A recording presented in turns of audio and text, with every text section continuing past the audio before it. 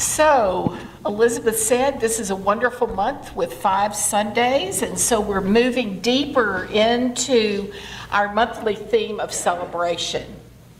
So I invite us to look at the ways in which we are called to celebrate life in the midst of the turmoil we experience around us.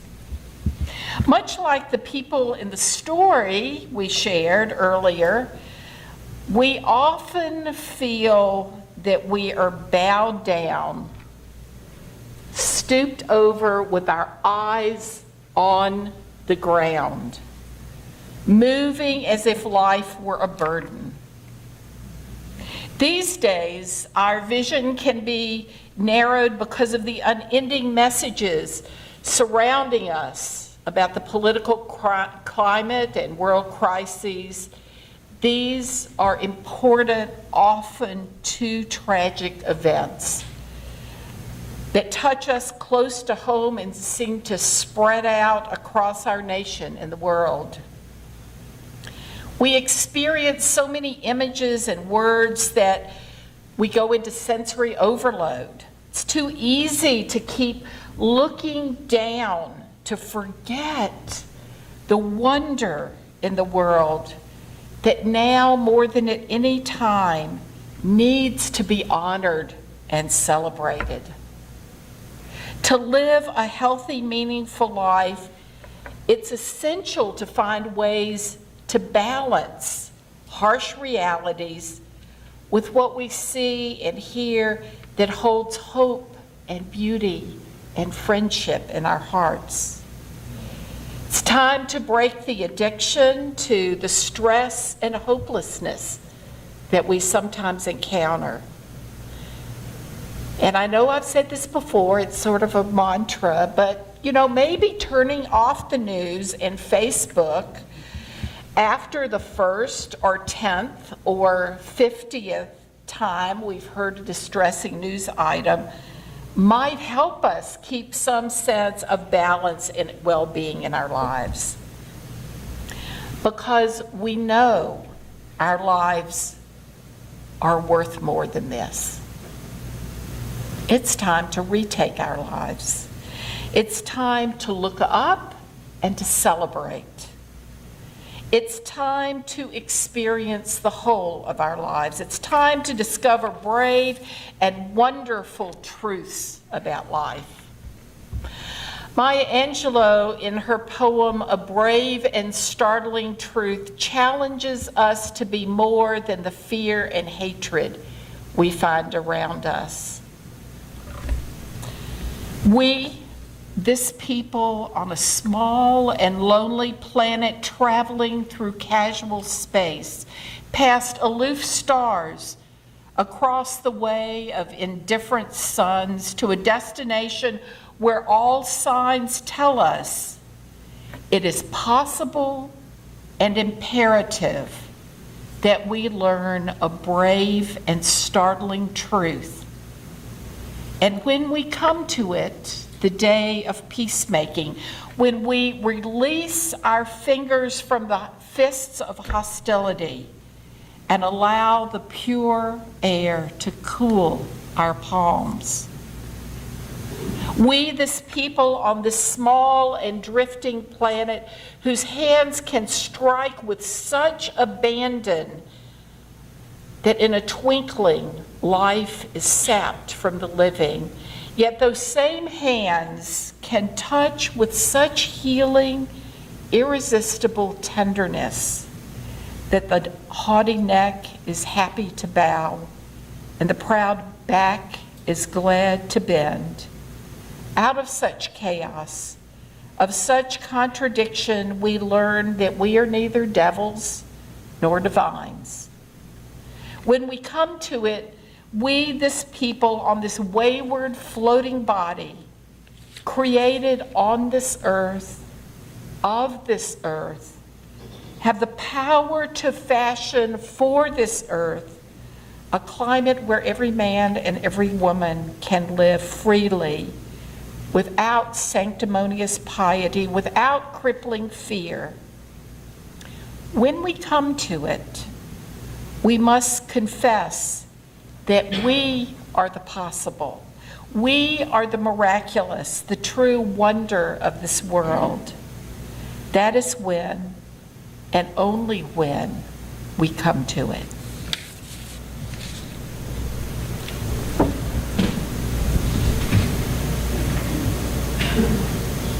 I crave your indulgence, my voice is a bit weak today.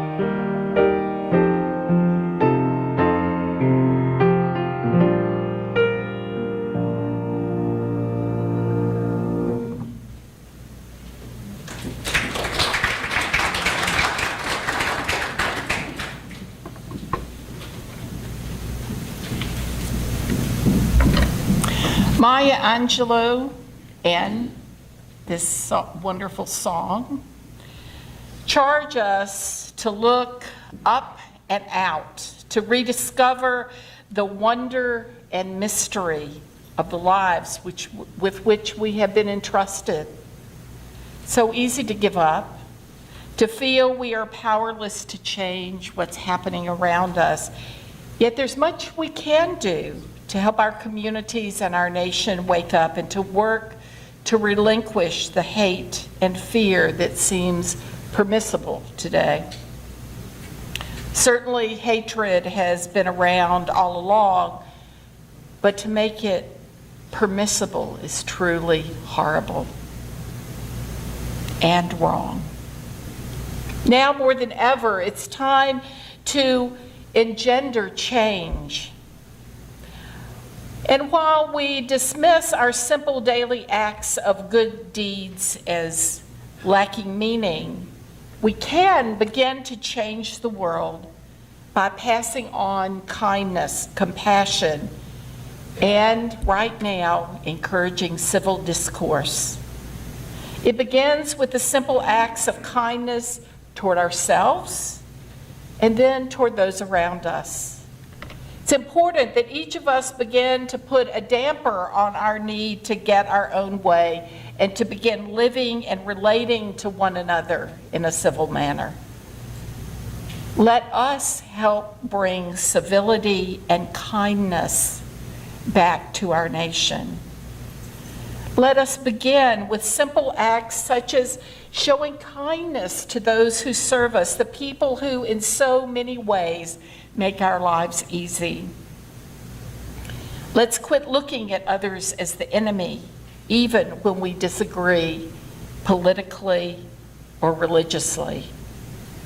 Yes, our stress is high, but who's going to change the world? Who's going to help people remember a better way of living and of being in the world if we sit out while society is unraveling? Are you too tired? I'm sure you are. I'm too. Would we like to throw in the towel some days? Probably. But all the things that upset us and distress us are also reminding us that any relationships take work. This is part of the challenge of being in relationship, being part of a community, part of a democratic nation. We need to reclaim our humility and our dedication. And the reality is, we don't have the luxury of giving up. Remember those famous words by Dorothy Day? People say, "What is the sense of our small effort?" They cannot see that we must lay one brick at a time, take one step at a time. A pebble cast into a pond causes ripples that spread in all directions. Each one of our thoughts, words, and deeds is like that. No one has the right to sit down and feel hopeless. There's too much work to do. So, my friends, it's time for us to roll up our sleeves. Now is the time to examine how we want to be with and for one another. The great Roman Catholic teacher Thomas Merton said, "To allow oneself to be carried away by the multitude of conflicting conflicts, to surrender to too many demands, to commit oneself to too many projects, to want to help everyone in everything is to succumb to the violence of our times." And actually, that's what our whole process of discerning what is our work to do. It's like we can't do everything. So let's work on what we can do best. We have a choice. We can keep our eyes downcast, or we can look up and push against the things that challenge us personally and the things that worry us for our communities and our society. We can look up also so that we can have a greater vision, a greater hope for ourselves and the world. Let us not put the worry, danger, fear, and hatred into a perspective that is the whole of our lives. Certainly, we need to still hold our concern for everything around us and within us. But let's find and keep a balance. Let us observe and celebrate the whole of life, beginning with the amazing beauty of the season. Let us notice the wonder and beauty in the world, the amazing gifts that the human beings around us offer to one another. Let us notice their strength and compassion and resilience. Life is an amazing gift that we need to celebrate even as we take on the work that is ours to do. We can meet hatred with love and compassion and justice. We can choose to celebrate life. We can be part of a revolution helping turn the world around. Dorothy Day said, "The greatest challenge of the day is how to bring about a revolution of the heart, a revolution that has to start with each one of us." Our job is to help each other find the balance and to notice the wonder and goodness that is always around us. So I'd like for us to take a few minutes today to step back from our fear and our anxiety and to share with one another the goodness that we find around us.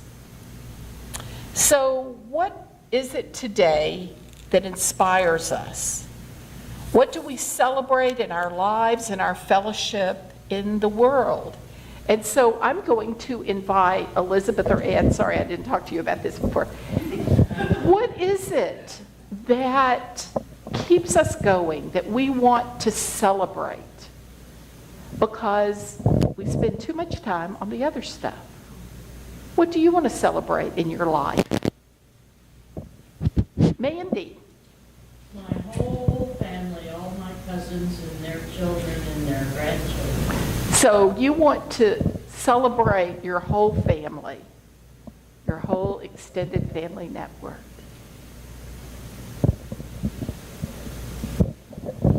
Kathy and then Carol. We were on a hula hike yesterday, and that was wonderful, being out in the nature. A little challenging, but still wonderful. But we noticed every now and then that there were little branches that had been clipped, that somebody had come along and volunteered to clear the trail for us. So I appreciate the people that spend their volunteer hours in helping to make nature accessible to us. Yes, and I enjoy traveling, and I think that's what I'm more excited about now. I think we're very blessed that we can move and change and do things. Both physically, physically in our bodies where we keep moving and also journeys.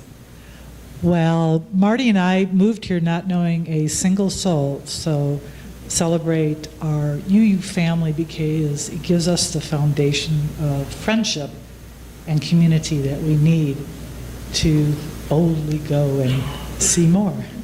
Thank you, everyone. Holly?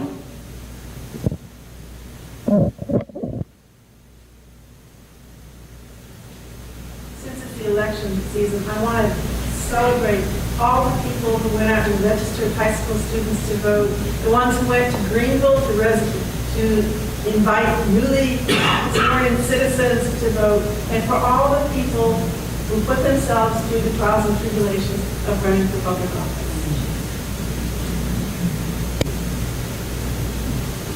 That's another part of our democratic process. Scott?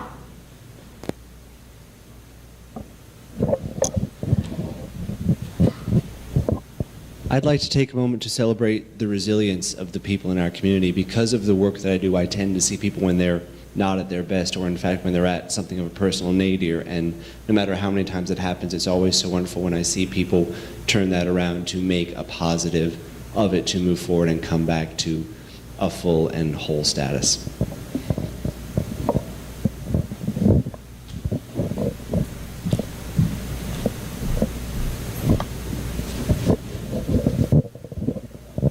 I'd like to celebrate my coworker who, after losing her first baby at 39 weeks, is pregnant again and handling it with such grace in class. And she, I think, goes to New Spring, which obviously is a faith that's very different from mine, but I admire the strength she pulled from her faith to get her through that tough time.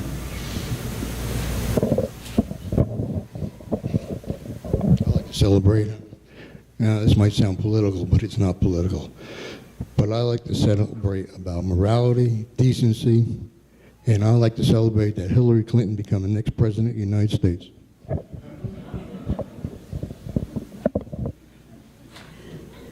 I would like to celebrate all the people who walked on the crop walk.